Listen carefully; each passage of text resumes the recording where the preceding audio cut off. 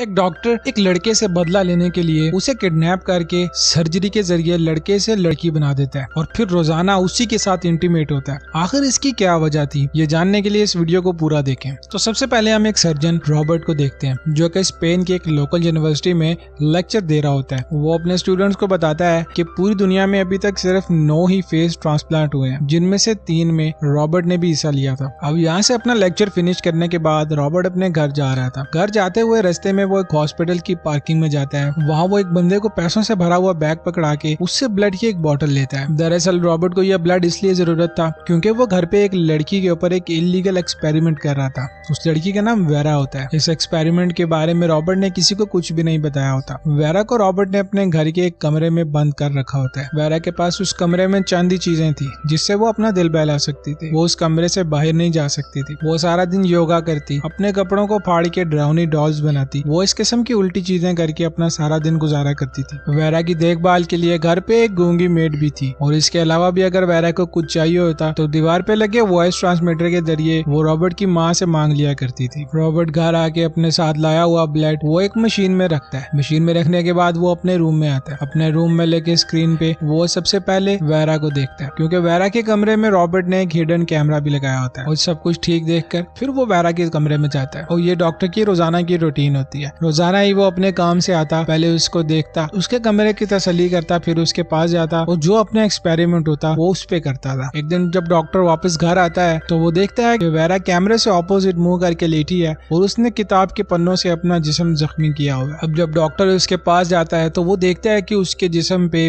Cut के निशान लगे होते हैं। तो वो फौरन से उसे अपने घर में ही मौजूद एक ऑपरेटिंग रूम में लेके आता है। वो उसका इलाज करता है, जिसपे वेरा उसे कहती है कि ऐसी जिंदगी से बेहतर है मुझे मार दो। रॉबर्ट उससे कहता है कि अगर तुमने मरना होता तो ये जख्म तुम कहीं और भी दे सकती थी। अब इस हादसे के बाद रॉबर्ट एक आर्टिफिशियल स्किन बनाने के कुछ एक्सपेरिमेंट्स करता है जिसमें उसे जानवरों के खून की भी जरूरत पड़ती है। अब कुछ दिन के बाद वो कामयाब हो जाता है। वो आर्टिफिशियल स्किन का एक इकलौता इन्वेंटर बन जाता है। रॉबर्ट ने एक ऐसी स्किन बनाई थी ना वो आग लगाने पे चलती थी ना ही किसी कीड़े के काटने का कोई उस पे असर हो सकता था। अब रॉबर्ट जब अपने एक्सपेरिमेंट में कामयाब हो ही गया है तो वो वेरा की पूरी स्किन को इस आर्टिफिशियल स्किन से रिप्लेस कर देता है और रिप्लेस करने के बाद वो वेरा को कहता है कि अब कभी भी तुम्हें चोट नहीं लगेगी। अब क्योंकि रॉबर्ट का एक्सपेरिमेंट कामयाब हो चुका था इसलिए वो कुछ दिन के बाद इसे एक मेडिकल सिंपोजियम में प्रेजेंट करता है। वो आए हुए मेहमानों को बताता है कि उसने जानवरों पे स्किन का कामयाब एक्सपेरिमेंट कर लिया। दरअसल रॉबर्ट यहाँ पर झूठ बोल रहा होता है। उसने ये एक्सपेरिमेंट वेरा पे किया था। वो ये भी बताता है कि इस स्किन को कभी भी मलेरिया नहीं लग सकता और इस स्किन के इन्वेंशन को वो अपनी वाइफ के नाम पे रखता है जो कि सिंड्रेला है। दरअसल उसकी बीवी एक कार एक्सीडेंट में मर चुकी होती है। अब आज का इवेंट खत्म होने के बाद रॉबर्ट जब अपने घर जा रहा होता है तभी उसकी ऑर्गेनाइजेशन के हेड उसको साइड पर ले जाते हैं और उससे पूछते हैं रॉबर्ट आखिर तुमने इस स्किन को इतना हार्ड कैसे बनाया कि इस पे मलेरिया भी असर नहीं कर सकता। तो रॉबर्ट यहाँ पर झूठ नहीं बोलता। वो उन्हें बताता है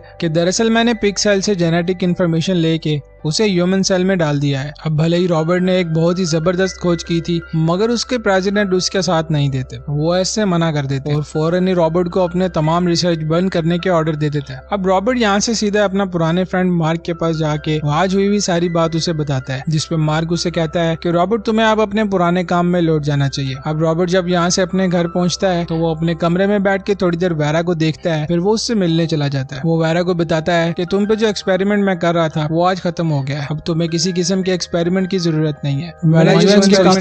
क्या वो यहाँ से आजाद हो चुका है। सोच के वो रॉबर्ट के साथ इंटीमेट होने की कोशिश करती है। वो रॉबर्ट को सीड्यूस तो करती है मगर रॉबर्ट अनकंफर्टेबल फील करता है और वहाँ से चला जाता है। अब हम वेरिलिया को देखते हैं जो कि रॉबर्ट के पास आके उसे बताती है कि तुम वेरा को मार दो, ये बहुत खतरनाक है। जिसके जवाब में रॉबर्ट से कहता है कि आप घर के सारे नौकरों को काम से निकाल दें क्योंकि अब हमें इतने लोगों की जरूरत नहीं है। अब जब रॉबर्ट भी घर से चला जाता है और बाकी के नौकर भी वहाँ से चले जाते हैं तभी टाइगर के कॉस्ट्यूम पहने एक बंदा उसके घर पर आता है और घर की बेल बजाता है। तो ये उस मैरिलिया का बेटा जैका था। अब क्योंकि जैका ने अपना रूप बदला होता है इसलिए वो अपना बर्थ मार्क कैमरे में दिखा के अपना सबूत देता है और फिर फौरन से मैरिलिया बाहर आती है और वो उसे अंदर जाने से रोकती है मगर जैका उस घर के अंदर चला ही जाता है। मैरिलिया उसे किचन में बिठा के खाना देती है। अब इतनी देर में टीवी पे एक डकैती की खबर चल रही होती है। दरअसल जैका एक डकैत है और ये उस डकैती करने के बाद एक कार्निवल की भीड़ में छुप कर ही आया था। ये कॉस्ट्यूम इसने इसीलिए पहना होता है ताकि इसको पुलिस पुलिस न पकड़ सके। अब वो मैरिलिया से कहता है कि तुम रॉबर्ट से कह के मेरे फेस की सर्जरी करवा दो ताकि मैं पुलिस से हमेशा के लिए बच जाऊं। मैरिलिया उसे कहती है कि रॉबर्ट ऐसा कभी भी नहीं करेगा,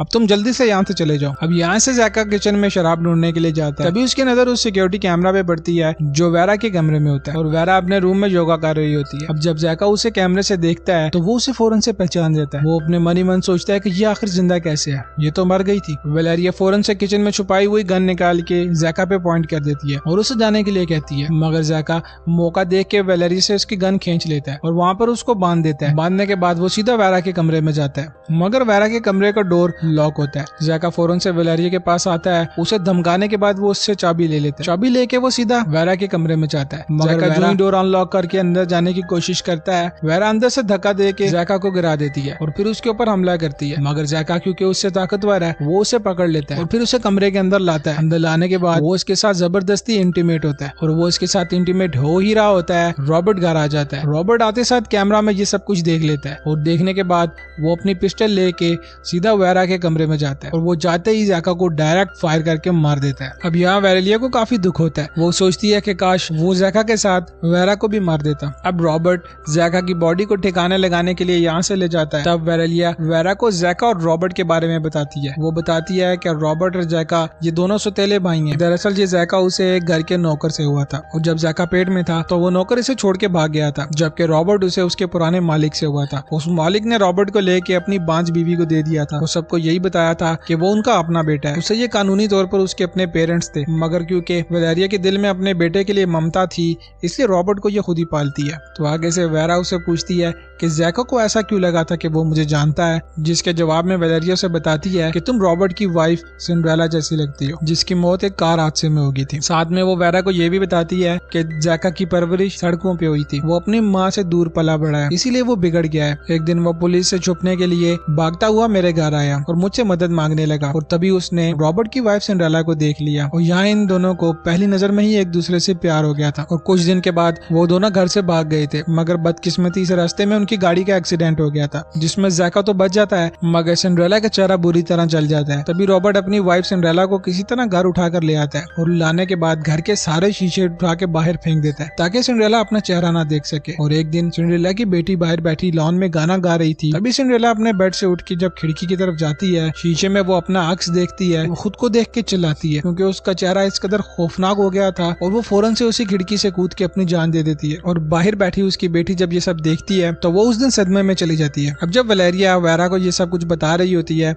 तभी रॉबर्ट जैका की बॉडी को दफना के वापस घर आ जाता है। अब घर आने के बाद वो वेरा की पुरानी ऑफर को आज कबूल कर लेता है और आज रात वेरा को अपने साथ इंटीमेट होने के लिए बुलाता है। वो रात को इंटीमेट होने के बाद सो ही रहा होता है कि रात में वो एक ख्वाब देखता है और अपने ख्वाब में वो 6 साल पहले हुआ एक दर्दनाक वाकया देखता है जब रॉबर्ट ने अपनी बेटी नॉर्मा के साथ एक शादी अटेंड की थी ताकि नॉर्मा अपनी सोशल लाइफ में वापस आ सके और अपनी माँ की मौत के बाद जो सदमा उसे लगा है वो उससे बाहर आ सके। अब उसी पार्टी के बीच में रॉबर्ट नोट करता है कि नॉर्मा उसको कहीं नजर नहीं आ रही है। वो अपनी बेटी को ढूंढता ढूंढता उसके पीछे जाता है और गार्डन में जाने पे वो एक बाइकर को देखता है जो कि काफी तेजी से उसी के सामने से गुजर जाता है। और बाइकर के गुजरने के बाद वो कुछ आगे जाके देखता है तो उसे नॉर्मा का जूता और उसका कोट गिरा मिलता है और थोड़ा ही आगे जाने पे उसे नॉर्मा नीचे गिरी पड़ी मिलती है जिसके कपड़े भी खराब होते हैं। रॉबर्ट यहाँ देखकर समझ जाता है कि उस बाइकर ने नॉर्मा के साथ क्या किया था। अब जो ही नॉर्मा को होश आता है वो अपने फादर को वही अटैकर समझ के जोर जोर से चिल्लाने लगती है। वो उनसे काफी खौफजदा होती है। अब हम यहाँ से प्रेजेंट में आ जाते हैं। रॉबर्ट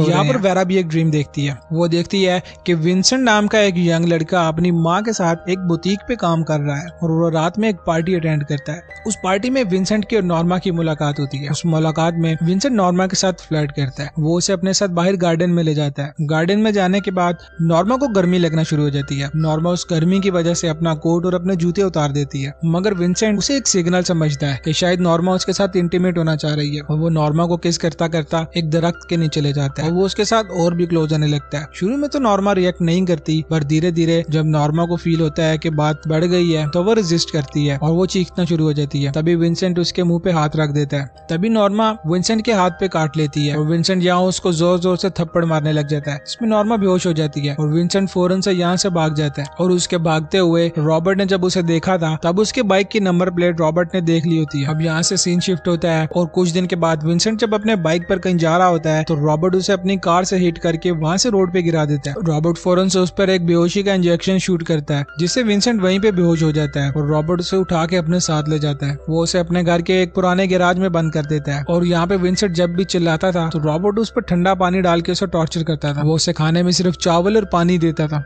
वही हम विंसेंट की माँ को देखते हैं जो पुलिस ऑफिसर के पास जाके उससे अपने बेटे के बारे में पूछती है, जिसपे वो पुलिस ऑफिसर उसे बताता है कि आपके बेटे की बाइक पहाड़ की चोटी से मिली है। इसका मतलब ये है कि या तो आपका बेटा उस पहाड़ से गिर के मर गया है या तो वो शहर छोड़ के कहीं भाग गया है। और रॉबर्ट अपनी बेटी नॉर्मा से मिलने मेंटल हॉस्पिटल में जाता है। वहाँ जाने पे देखता है कि नॉर्मा अभी भी उसे देख के डर रही होती है। दरअसल नॉर्मा समझ रही थी कि उसके फादर ने उसके साथ जबरदस्ती करने की कोशिश की है और अचानक एक दिन नॉर्मा भी अपनी जान ले लेती है। अब इस वाक़े के बाद रॉबर्ट की जगह एक साइको डॉक्टर बन जाता है। नॉर्मा को दफनाने के बाद वो अपने घर आता है। आते ही वो विंसेंट की दाढ़ी शेव कर देता है। उसके बाद वो उसे बेहोश कर देता है। बेहोश करने के बाद उसे ऑपरेशन थिएटर में लेकर आता है और अंदर मार्क और अपने दो साथियों की मदद से वो उसकी सर्जरी करता है। दरअसल ये सर्जरी एक जेंडर चेंज सर्जरी है जहाँ पर उसने विंसेंट को एक लड़की में बदलना था। रॉबर्ट ने अपने साथी डॉक्टरों को एक नकली पेपर दिखाया था जिसमें एक स्टेटमेंट लिखी थी कि वो क्लिनिक इसलिए नहीं जाना चाहता कि वो इस चीज को एक राज रखना चाहता है। इस स्टेटमेंट से बाकी के डॉक्टर कन्विंस हो जाते हैं और वो रॉबर्ट के घर में ही आकर उस ऑपरेशन थिएटर में ये सर्जरी को कंप्लीट करने पे राजी हो जाते हैं। अब कुछ टाइम के बाद जब विंसेंट को होश आता है तो वो अपने आप को उस कमरे के अंदर अकेला देखता है। अब इससे आगे की विंसेंट की लाइफ इसी कमरे में गुजरती है और वो अपने उस नए प्राइवेट पार्ट का भी ख्याल रखता था जो कि सर्जरी के बाद रॉबर्ट ने उसे दिया होता है। अब जैसे ही वो प्राइवेट पार्ट वाला एरिया ठीक होता है उसके बाद रॉबर्ट धीरे धीरे उसके सारे पार्ट्स को बिल्कुल लड़कियों जैसा करता है। वो उसे औरत वाली चेस्ट और एक हाई पिच वाली वॉइस देता है और रॉबर्ट उसे एक फुल सूट ला कर देता है ताकि उसकी स्किन सेफ रहे और उस स्लिम सूट से उसकी नई बॉडी को एक अच्छी शेप दी जा सके। अब एक दिन विंसेंट रॉबर्ट पे हमला करके वहाँ से भागने की कोशिश करता है मगर रॉबर्ट इस सब का इंतजाम पहले से करके बैठा होता है। वो जो ही डोर पे जाता है तो दरवाजा लॉक होता है। तभी पीछे रॉबर्ट अपनी गन लेकर आ जाता है और वो विंसेंट को वापस रूम में जाने का कहता है और आखिर वो उसको खुद ही उठा के उसके रूम पे छोड़ आता है। अब कुछ दिन के बाद उसकी सर्जरी की फाइनल स्टेज पूरी होने पे हम देखते हैं कि रॉबर्ट ने उसे अपनी वाइफ सिंड्रेला की शक्ल दी होती है और वो उसका नाम वेरा रखता है। स्टार्ट में तो वेरा रॉबर्ट की दी हुई हर चीज को खराब करती थी। वो मेकअप को दीवारों पे लगा के जाया करती थी और रॉबर्ट के दिए हुए सारे कपड़ों को फाड़ के वो उससे डरावनी डॉल्स बनाया करती थी और अपने आईलाइनर से वो दीवारों पे अपने साथ हुए इस वाकये के बारे में लिखा करती थी। और उसके पास अपनी एंटरटेनमेंट के लिए सिर्फ एक ही टीवी होता था जिससे वो अपना वक्त गुजारती थी। और कुछ दिन के बाद रॉबर्ट अपनी माँ वेलेरिया को इस घर में बुलाता है ताकि वेरा की देखभाल की जिम्मेदारी भी पूरी हो जाए। अब यहाँ से स्टोरी प्रेजेंट में आती है जहाँ पर रॉबर्ट और वेरा काफी खुशी खुशी अपनी जिंदगी गुजार रहे होते हैं। अब एक दिन वेरा वेलेरिया के साथ मार्केट जाती है। तभी रॉबर्ट का दोस्त मार्क उससे मिलने आता है। वो उसे न्यूज़पेपर दिखाता है जिसपे मिसिंग पर्सन के बारे में लिखा होता है।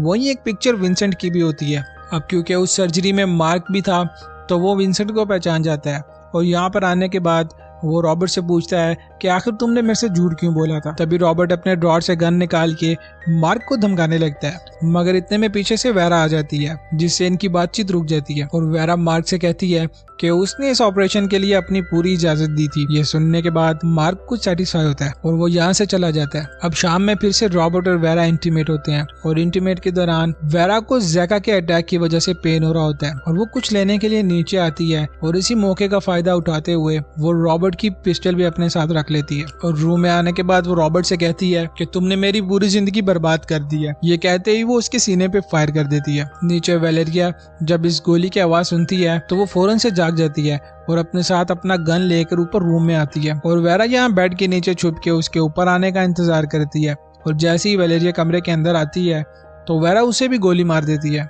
अब क्योंकि सब कुछ खत्म हो जाता है तो वेरा यहाँ से कुछ कपड़े और पैसे लेकर अपनी माँ के पास जाती है। वो अपनी माँ के पास जाने के बाद उसे अपना विंसेंट होने का एहसास दिलाती है और उसे हर वो चीज बताती है जो सिर्फ विंसेंट और उसकी माँ ही जानते थे। विंसेंट और उसकी माँ दोनों ही इमोशनल हो जाते हैं और ये मूवी यहाँ खत्म हो जाती है। अगर आपको हमारा काम पसंद आया है तो इस वीडियो को लाइक जरूर करें और चैनल को सब्सक्राइब कर लें।